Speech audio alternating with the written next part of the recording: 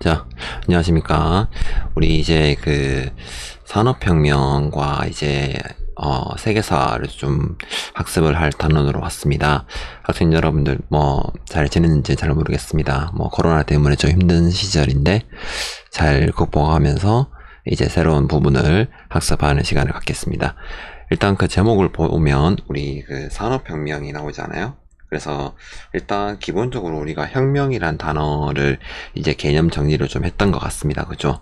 그래서 이 혁명이라고 하는 게 기존 사회와는 완전 판이 엎어지는, 이제 완전 바뀌는 상황이다라고 수업 때 대충 개념 정리를 했던 것 같죠.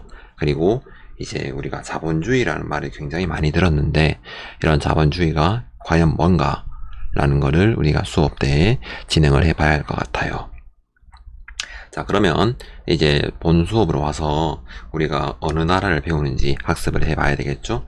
일단 우리는 오늘 영국을 배울 겁니다. 그리고 영국에서 의회 정치가 발달하다 라고 하는 건데, 우리가 요걸 1학기 때 배운 적이 있던 것 같아요. 절대왕정이라는 걸 배운 것 같습니다. 그죠? 이 절대왕정이라는 거, 이제 핵심이 뭐냐 라고 했을 때, 이 왕권이 굉장히 강해졌다.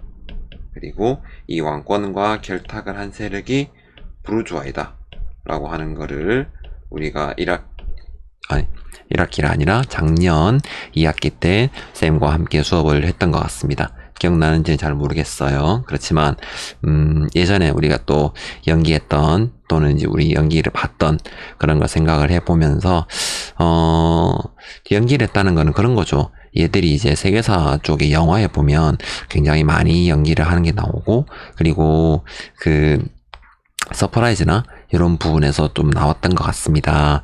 그리고 여러분이 읽었던 소설 가운데도 이런 게 많아요. 그래서 그런 걸 이제 우리가 연기했던 거 한 번씩 보면서 이제 기억을 상기시켜 보는 그런 게 좀 있었으면 좋겠습니다. 일단 내용으로 가서 우리가 청교도 혁명이라는 걸 배우는데, 대체 뭐냐는 겁니다. 이제 일단 그 요 뒤에서부터 보는 게 좀 중요한 것 같아요. 그 절대왕정의 흐름에서 봤을 때 여기 이제 의회 정치가 발달한 거, 요런 과정을 좀 이해를 해야 하거든요. 그래서 요런 부분은 우리가 수업 때 이미 설명을 했을 거니까 수업을 잘 참고해서 이해를 하고요.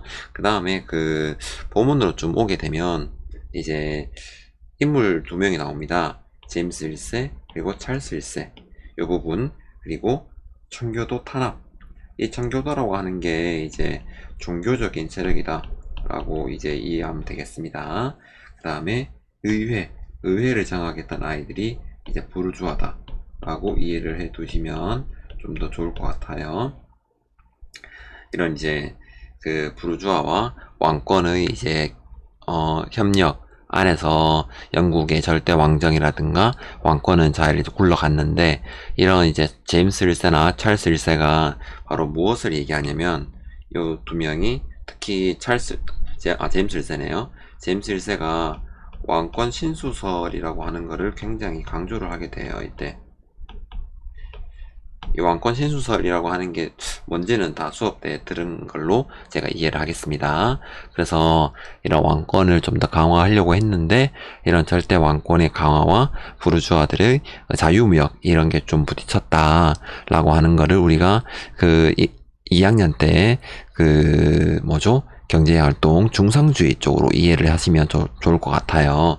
그래서 영국의 전통입니다. 이거는 이제 노르만 왕국으로부터 이어져 온 의회의 이제 전통, 이런 게 있었는데, 이런 이제 제임스 1세부터 시행되었던 왕권 신수설의 강화, 이게 결국 이제 왕과 부르주아 간의 충돌이 발생했던 거죠.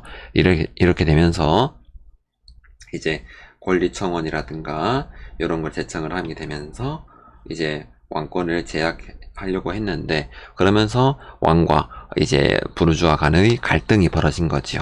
그래서 이런 과정에서 찰스 1세는 이제 의회를 탄압하고 이제 부르주아와의 갈등을 더욱 증폭시키는 계기가 된 겁니다. 자, 그런 과정에서 이제 요런 이제 이거는 우리가 스토리보드를 만들어서 학습을 하시는 게 좀 좋을 것 같아요. 그래서 이제 의회 정치, 그리고 이제 의회파와 왕당파의 대립, 이런 과정에서 이 인물 좀 알아두셔야 돼요. 크로멜. 이 크로멜이 이끄는 의회파가 승리를 하게 되면서 이제 크로멜은 이제 의회파거든요. 예, 의회파가 승리를 하게 되면서 이제 공화정이 수립되었다. 특히 크로멜이 집권하게 되면서 공화정이 수립되었다라고 하는 부분 알아두셔야 되고, 이 사건을 바로 청교도 혁명이라고 한다라고 하는 거를 알아두시는 게 좋겠습니다. 다음 크로멜 같은 경우는 이제 엄격한 독재 실시, 결국에는 어떻게 생각하면 이제 크로멜이 나름대로 이제 의회파의 수장이었지만 자기가 정권을 잡자마자 엄격한 독재를 실시했다라고 하는 것도 이제 영국의 좀 아이러니다 라고 이해를 하시면 좋겠습니다. 다음 넘어가면 이제 주제가 이제 왕정이 시작되었죠. 그죠? 크로멜이 죽자 왕정이 시작. 이 말은 무슨 말이냐면 시민들 입장에서는 왕을 몰아내고 공화정을 실시했는데, 이 공화정도 사실은 독재로 흘러갈 수밖에 없었잖아요. 아까 봤다시피. 그래서 뭐 그냥 왕이 해도 뭐 별다른 게 없구나 라고 하게 되면서 약간 온건파가 집권을 하게 됩니다. 그러면서 왕권이 다시 이제 정치를 주도하게 되었죠. 그때 나왔던 인물들이 이제 또 두 명이네요. 찰스 2세와 제임스 2세.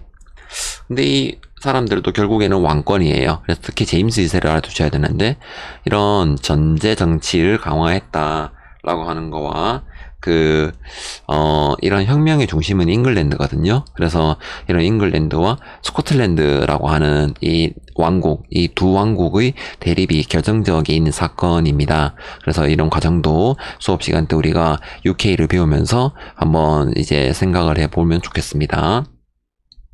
네, 어찌되었든 그 다음은 넘어가서 이런 의회가 이제 제임스 2세를 폐위하고, 그 다음에 윌리엄 3세를 이제 공동왕으로 추진하게 됩니다.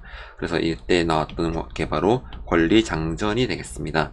이 혁명 자체가 명예혁명인데, 이때는 피를 흘리지 않았다고 해서 명예혁명이라고 얘기를 했다고 했죠.